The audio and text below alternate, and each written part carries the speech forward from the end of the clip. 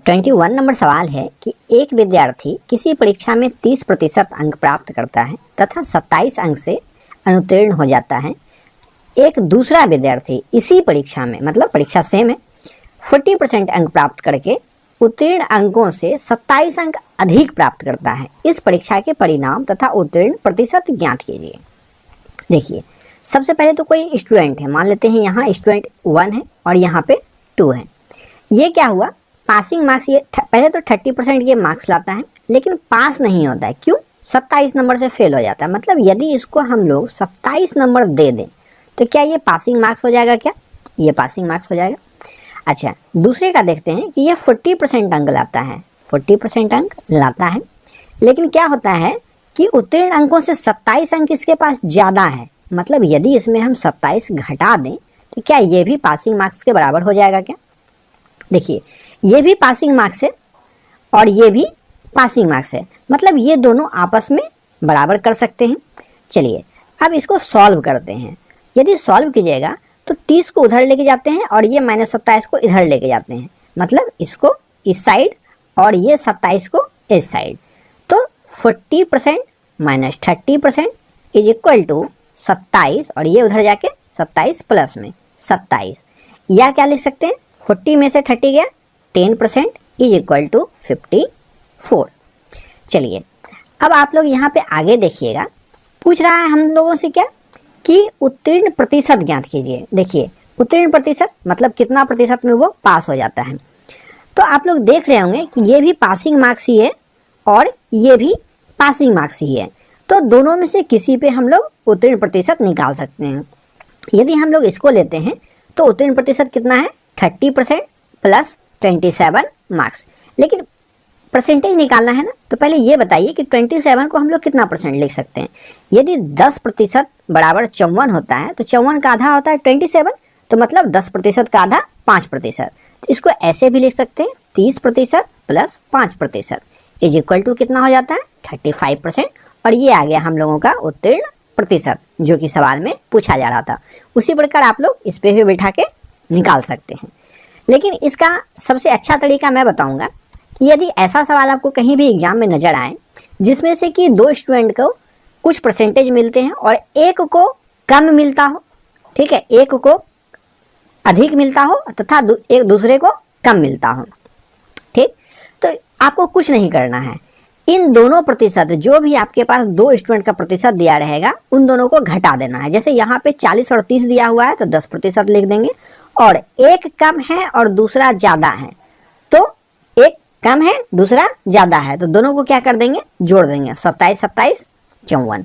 अब यहाँ से आप लोग डायरेक्ट निकाल सकते हैं कि 5% बराबर 27 और 30% में पास हो रहा है या 40% में पास हो रहा है। 40% में पास हो रहा है लेकिन इसके पास 27 अंक ज्यादा था, 27 अंक को 5% यहाँ से लिख सकते हैं, 5%। तो 40 में से 5% घटा देंगे तो हमारा उत्तर आ जाएगा 35%। चलिए आते हैं अगले सवाल पे, और अगला सवाल है हमारा कि किसी परीक्षा में उत्तीर्ण होने के लिए 40% अंक चाहिए। देखिए, 40% अंक चाहिए। ए ने उत्तीर्ण अंकों से 10% कम प्राप्त किया तथा बी ने ए से 11.1/9% कम अंक प्राप्त किए, जबकि सी ने ए तथा बी के कुल अंकों से 41.3/17% कम अंक प्राप्त किए। ज्ञात कीजिए इस परीक्षा में सी उत्तीर्ण हुआ या नहीं। चलिए सवाल को सॉल्व करते हैं। सबसे पहले लिखते हैं क्या क्या है यहाँ पे। पहले तो ए है, दूसरा बी है और सी है, और देखते हैं कि ए को कितना मिला है। 40% अंक चाहिए उसको पास होने के लिए, सभी को, किसी परीक्षा में जिसमें ए बी सी तीनों बैठा है। ए ने उत्तीर्ण अंकों से 10% अंक कम प्राप्त किए। मान लेते हैं टोटल पूर्णांक यदि 100% का है तो 40% चाहिए उसको पास होने के लिए। तो 100 अंक में से 40%, 100 अंकों का यदि एग्जाम है, 100 अंक में 40% चाहिए पास होने के लिए, मतलब 40 मार्क्स चाहिए उसको पास होने के लिए। तो ए को लेकिन कितना मिला, 40 मार्क्स से 10% कम, मतलब 9/10। तो इसको क्या लिख सकते हैं, 36 मिला ए को। लेकिन बी को कितना मिला, 11.1/9, ए से कम मिला, ठीक है। और 11.1/9% को फ्रैक्शन में क्या लिखते हैं, 1/9, और यदि कम है तो इसको 8/9 मतलब 36 का 8/9, तो इसको कितना मिला 32। चलिए ए को मिला 36, बी को मिला 32, सी को मिला है, देखिए ए तथा बी के कुल अंकों से पहले दोनों को जोड़ लेते हैं। कुल अंक कितना हो जाता है, तो कुल अंक हो जाता है 30, 60, 6, 68। कुल अंकों से 41.3/17% अंक कम प्राप्त किए, तो 41.3/17, 41 गुना 17 697 और 3 जोड़ेंगे तो 700/17, और 100 से कम होगा क्योंकि कम है परसेंट में, तो ये देखिए 1700 में 700 जाएगा तो 1000/17, और प्रतिशत है तो यहाँ पे डबल जीरो दे सकते हैं और ये परसेंट हो जाएगा। यहाँ पे आप लोग लिख सकते हैं 10/17, और 17 चौक 68 प्रतिशत यहाँ पे था। देखिए तो सी को कितना मिला है टोटल 40%, तो उत्तीर्ण होने के लिए भी कितना चाहिए 40%, और सी को मिला भी 40%, तो ये उत्तीर्ण हुआ या नहीं हुआ है, ठीक है, और इसको ठीक उत्तीर्ण इतना ही प्रतिशत मार्क्स मिला है। चलिए आते हैं अगले सवाल पे, और अगला सवाल है किसी परीक्षा में 70% छात्र अंग्रेजी में तथा 80% छात्र गणित में उत्तीर्ण हुए, जबकि 10% छात्र दोनों विषय में अनुत्तीर्ण रहे। यदि 144 छात्र दोनों विषय में उत्तीर्ण हुए हो तो कुल परीक्षार्थियों की संख्या ज्ञात कीजिए। देखिए पहले हम लोग एक डायग्राम बना लेते हैं। देखिए ऐसे एक डायग्राम है। अब मान लेते हैं कि ये है हम लोगों का इंग्लिश और ये है मैथ। क्या बोल रहा है, देखिए यहाँ पे क्या दिया हुआ है, दोनों विषय में उत्तीर्ण हुए छात्रों की संख्या दिया हुआ है, और लेकिन यहाँ दिया हुआ है कि दोनों विषय में अनुत्तीर्ण छात्र, तो इनको भी निकाल लेते हैं अनुत्तीर्ण, फेल वाला मतलब। तो 70% यदि अंग्रेजी में पास हुआ है तो फेल कितना प्रतिशत हुआ होगा 30%। मैथ में यदि 80% पास हुआ है तो फेल कितना हुआ होगा 20%। दोनों विषय में कितना फेल हुआ है 10%। लेकिन आप लोग ध्यान दीजिएगा तो इंग्लिश में यहाँ पे टोटल कितना हो जाएगा, देखिए 30, 10, 40, लेकिन होना चाहिए 30, तो इसमें से 30 में से 10%, ये वाला 10% घट जाएगा, ये हो जाएगा 20। उसी प्रकार ये 20 में से ये 10 घट जाएगा तो ये हो जाएगा 10%। अब देखिए इंग्लिश में 20, 10, 30, और मैथ में 80 में से कितना 80 यदि पास हुआ है तो फेल कितना 20%, 10, 10, 20। अब ये बताइए टोटल कितना प्रतिशत फेल हुआ है, जोड़िए। देखिए सिर्फ इंग्लिश में 20, दोनों में 10 और सिर्फ मैथ में 10, मतलब कुल 40% जो स्टूडेंट हैं वो फेल हुए हैं। तो पास कितने परसेंट हुए हैं, 60% स्टूडेंट जो है वो पास हुए हैं। लेकिन क्या बोल रहा है कि दोनों विषय मिला के 144 छात्र पास हुए हैं। इसका अर्थ आप लोग समझ सकते हैं कि हम लोगों के अनुसार 60% पास हुआ है, लेकिन अंक में 144 छात्र पास हुए हैं, तो 160 बराबर 144। चलिए तो इसको काटते हैं 6 से, ये हो जाएगा 16 बार में, मतलब आप लोग देख रहे होंगे कि 10% बराबर 16 आ गया, ठीक है। तो बोल रहा है कि कुल परीक्षार्थी कितना था, यहाँ देखिए 6 से आप लोग यहाँ काटिएगा तो कितना आएगा, 6 दूनी 12, 6 चौक 24, 24। देखिए यहाँ पे 16 नहीं आएगा, ये आएगा 24। तो पूछा था कुल विद्यार्थी कितना है, तो 100% कुल विद्यार्थी, तो 100% बराबर कितना हो जाएगा 240, और यही हमारा हो जाएगा उत्तर। चलिए आते हैं अगले सवाल में। अगला सवाल है किसी परीक्षा में सम्मिलित लड़के तथा लड़कियों का अनुपात 16:9 है। देखिए कोई एग्जाम है, ठीक है, उसमें बॉय है और उसमें गर्ल है, ठीक है, वो 16:9 के अनुपात में बैठा है, सम्मिलित हुआ है, ठीक। लेकिन देखिए आगे है कि इस परीक्षा में उत्तीर्ण हुए लड़कों तथा लड़कियों का अनुपात जो है वो 5:4 है, मतलब 5:4 है, ठीक। यदि 80% लड़कियां उत्तीर्ण हुई हो, मतलब इसका जो है इसका 80%, ठीक है, 80% जो है वो पास हुआ है, तो कितने प्रतिशत लड़के उत्तीर्ण हुए, इसका निकालना है कि कितना प्रतिशत जो है कितना प्रतिशत पास हुआ है, और कुल कितने प्रतिशत विद्यार्थी इस परीक्षा में उत्तीर्ण हुए, ये भी निकालना है कि कुल कितना विद्यार्थी भी परीक्षा में पास हुआ है। देखिए यदि परसेंट निकालना है तो मैं आपको हमेशा बताता हूँ कि यहाँ पे 0 दे देंगे, इसमें भी 10 से गुना और इसमें भी 10 से गुना, कोई फर्क नहीं पड़ता है, क्योंकि 0 0 कट जाएगा, फिर ये 16:9 ही हो जाएगा।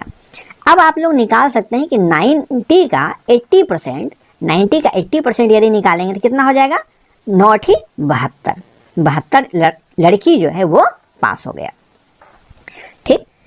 आप लोग देख रहे होंगे यहाँ पे कि यदि पास का यहाँ पे रेशियो में कितना दिया हुआ था 4, लेकिन हम लोगों का एक्चुअल में कितना निकला 72। मतलब 4 का मान यदि 72 है तो 5 का मान कितना हो जाएगा? देखिए ये 18 बार में करता है तो 18 पचे 90, 5 का मान 90, मतलब यहाँ पे 90 विद्यार्थी पास किया है। ठीक है, और यदि इसको परसेंट में निकालना है, ठीक है, तो आप लोग निकाल सकते हैं कि 90 बटा टोटल बॉय कितना है 160, 160, और परसेंट में निकालना है तो यहाँ पे कर सकते हैं हम लोग परसेंटेज या गुना 100। देखिए इसको काटेंगे तो 600 बटे 600 नहीं, ये है 90 ना, हाँ ये है 90, 900 बटे 16, और 900 बटे 16 को यदि हम लोग करेंगे तो कितना हो जाएगा 56.25%। ये जो है ये पास है, क्या ये है बॉय। लेकिन आगे भी सवाल है कि कुल कितने प्रतिशत विद्यार्थी इस परीक्षा में उत्तीर्ण हुए। देखिए लड़कियों में यदि देखा जाए तो 72 और लड़कों में 90, कुल कितना हो गया? कुल हो गया 162 स्टूडेंट पास हुआ। कुल कितने स्टूडेंट में से? तो लड़का था 160 और लड़की था 90, इन दोनों को जोड़ेंगे कितना होगा 250। ठीक है, 250 में 162 स्टूडेंट जो है वो पास हुआ, और इसका यदि परसेंटेज निकालना है तो 100 से गुना 25 से 10 बार में, 25 से 4 बार में, और 162 गुना 4, 4 दूनी 8, 6 चौक 24, 4 1 5। देखिए 6 चौक 24, 2 और 4 2 6, और नीचे 10 था तो एक यहाँ पे दशमलव, मतलब कि 64.8% जो स्टूडेंट है वो टोटल पास हुए हैं। चलिए इन सवालों को सबसे पहले तो आप लोग खुद से बनाएं, और यदि नहीं बने फिर वीडियो देखें, और वीडियो देखने के बाद भी आपको कम से कम 2 से 3 बार बनाना होगा, तभी आपका कॉन्सेप्ट पूरी अच्छी तरह से क्लियर होगा। चलिए 25 नंबर सवाल पे आते हैं कि 25 नंबर सवाल है, किसी चुनाव में 2 प्रत्याशी ए तथा बी थे। इस चुनाव में मतदाता सूची में दर्ज व्यक्तियों में से 10% ने भाग नहीं लिया था। 60 मत अमान्य घोषित कर दिए गए। यदि ए को मिले मतों की संख्या कुल सूची में दर्ज संख्या का 47% हो, वह बी से 308 मतों से पराजित करे। ठीक है, बी को 308 मतों से पराजित करे तो कुल डाले गए मतों की संख्या ज्ञात कीजिए। देखिए ऐसे सवालों के लिए सबसे पहले हम आपको एक फॉर्मूला बताते हैं, ठीक है, जो आपको ऐसे सवालों में काम आएगा कि टोटल वोट, ठीक है, टोटल वोट बराबर क्या होता है? सबसे पहले अनयूज्ड वोट, ठीक है, अनयूज्ड वोट हो जाएगा, ठीक, प्लस में डालेंगे इनवैलिड वोट, मतलब जो वोट खराब हो गया, मतलब अमान्य हो गया, प्लस विनर का वोट प्लस लूजर का वोट। ठीक है, ये हो जाएगा टोटल वोट। टोटल वोट में क्या क्या, फिर से सुन लीजिए, अनयूज्ड वोट जो कि यूज नहीं हुआ, मतलब जो मतदान नहीं किया, इनवैलिड वोट मतलब जो अमान्य हो गया, और दूसरा विनर का वोट, और लास्ट में लूजर का वोट। देखिए तो यहाँ पे आप लोग सबसे पहले एक ये बताइए टर्म कि विनर को कितना मत मिला है? 47%, ठीक है, लेकिन ये जीता कितने से? 308 मत से जीत गया। ठीक है, तो लूजर को कितना मिला होगा? लूजर को मिला होगा 47%, लेकिन 308 मत कम मिला होगा। ठीक है, 308 मत कम मिला होगा, तभी ये हार गया। देखिए अब इस फॉर्मूला पे हम लोग बैठा देते हैं, मतलब टोटल वोट बराबर अनयूज्ड कितना है? 10% जो भाग नहीं लिया। ठीक है, और इनवैलिड कितना है? 60 वोट, सिर्फ 60 वोट। विनर का कितना मिला है? देखिए यहाँ पे 47%, और लूजर को कितना मिला है? 47% माइनस 308। देखिए और टोटल वोट कितना होगा? हमेशा 100%। ठीक है, अब इनको सॉल्व करते हैं, तो इनको सॉल्व करेंगे तो क्या आ जाएगा? देखिए 47 कितना होता है? 94, और ये 10, 104, और 104 में से 100 जाएगा इधर जाके, तो क्या आ जाएगा? 4%, और ये आएगा यदि इधर तो 308 में से 60 जाएगा, क्या आएगा? 248। तो क्या पूछ रहा है कि डाले गए मतों की संख्या ज्ञात कीजिए। देखिए 4% बराबर ये आया, तो 1% बराबर क्या आएगा, 4 से 4 छक 24, 4 दूनी 8, 62%। तो डाला कितना वोट गया था, सिर्फ 90%, क्योंकि 10% तो भाग ही नहीं लिया। तो यदि 90% हम लोग निकालेंगे तो क्या हो जाएगा, 9 से 9 दूनी 18, 1 9 छक 54, 1 55 और 0, मतलब इतना टोटल वोट डाला गया। ठीक है, तो ये आपका फॉर्मूला कहाँ पे काम आएगा, जहाँ पे आपको दिया हुआ कितना भाग नहीं लिया है, इतना मत अमान्य हो गया। ठीक है, मत देखिए जो भी है ये डिजिट में दिया हुआ है। फिर विनर और लूजर के बारे में बताया जाएगा। चलिए आते हैं 26 नंबर सवाल पे। एक चुनाव में 2 उम्मीदवार थे, इनमें 75% मतदाताओं ने अपने मताधिकार का प्रयोग किया तथा इनमें से 2% मत अवैध घोषित कर दिया गया। एक उम्मीदवार ने 9,261 मत प्राप्त किए जो वैध मतों के 75% थे। मतदाता सूची में कुल कितने मतदाता थे।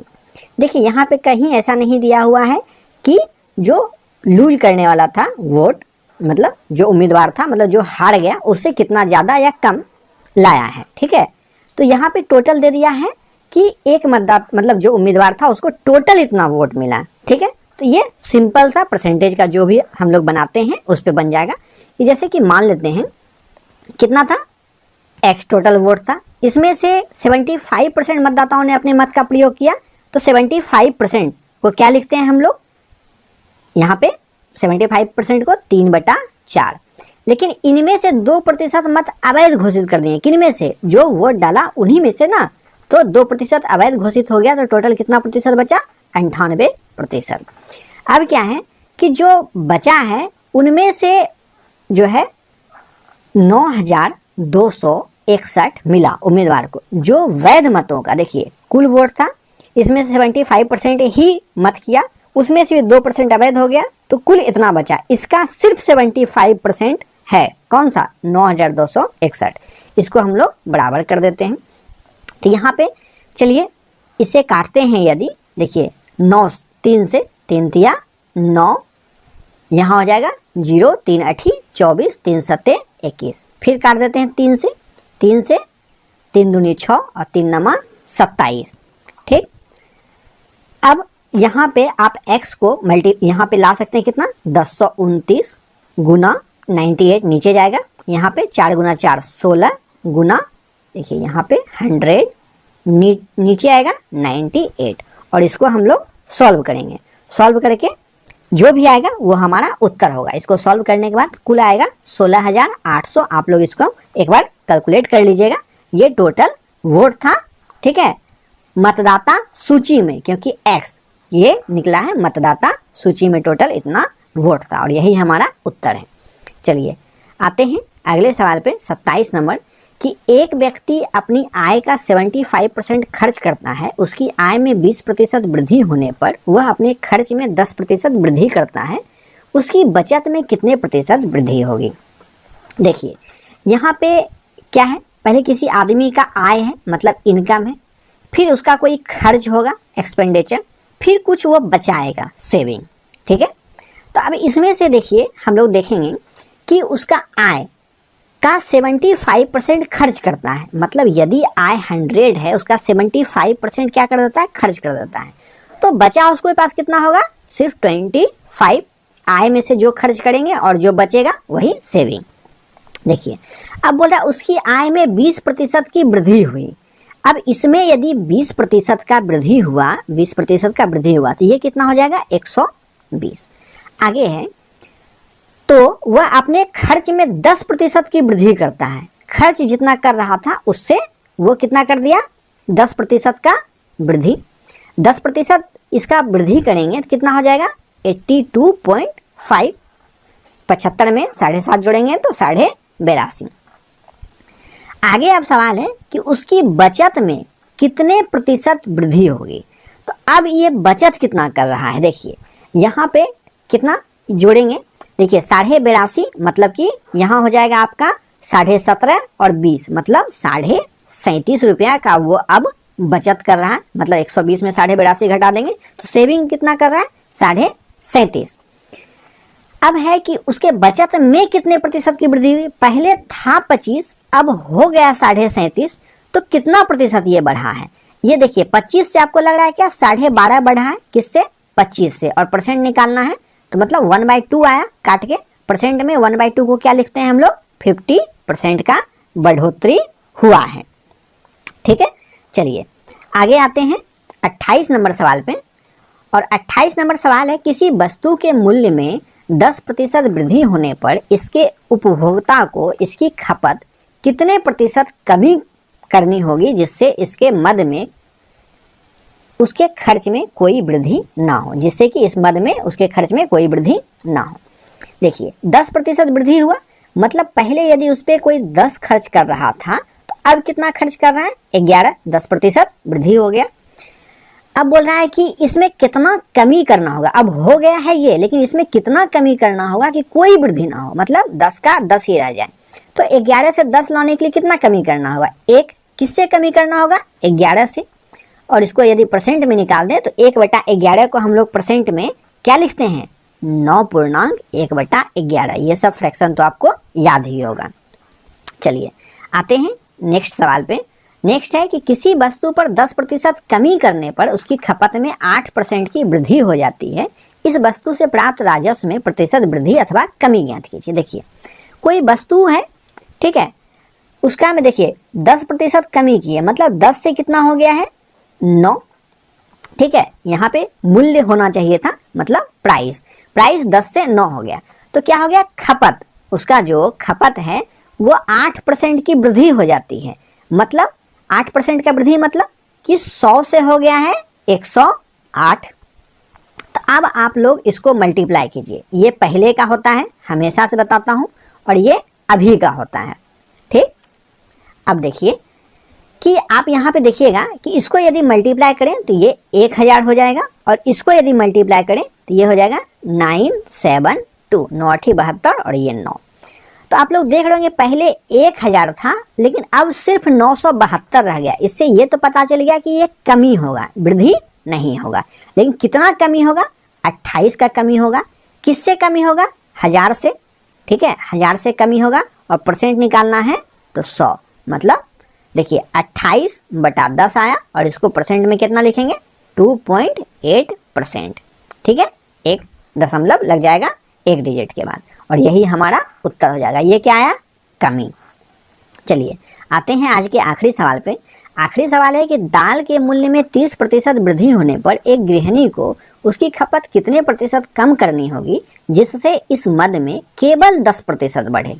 देखिए दाल का जो प्राइस है वो 30% बढ़ गया, मतलब 10 से कितना हो गया है 30% बढ़ के 13। ठीक है, कैसे बढ़ा है ये आप लोग अभी तक में बिल्कुल अच्छी तरह से समझ चुके होंगे यदि आप पूरा वीडियो देख रहे हैं कंटिन्यू तो। लेकिन क्या बोल रहा है यहाँ पे कि कितना प्रतिशत कमी करना होगा कि जिससे इस मद में केवल 10% बढ़े। देखिए अभी तक सवाल क्या था कि टोटल यहाँ से घटा के वापस हम लोग आ जाते थे 10 पे, जिससे कि कोई वृद्धि नहीं होता था। ठीक है, लेकिन अभी क्या बोल रहा है कि रास्ते में कहीं रुक जाना है, मतलब यहीं पे कहीं पे रुक जाना है, जिससे कि इसका वृद्धि जो है ना सिर्फ 10% हो। मतलब पहले 10 था और 10% वृद्धि के लिए अब कितना हो जाएगा 11। ये 10% बढ़ गया है, लेकिन यहाँ पे 30% बढ़ा है। ठीक है, तो क्या बोल रहा है कि कितना कमी करें, इससे कितना कमी करें। अब जो हो गया है कि उसका मद सिर्फ 10% बढ़े। 10% मतलब 11 हो जाए 13 से। तो 13 से 11 होने के लिए क्या करेंगे, 2 घटाएंगे, किस में से 13 में से, और प्रतिशत निकालने के लिए 100, मतलब 200/13। और 200/13 को हम लोग क्या लिखते हैं 15.5/13%, और यही हमारा हो जाएगा उत्तर।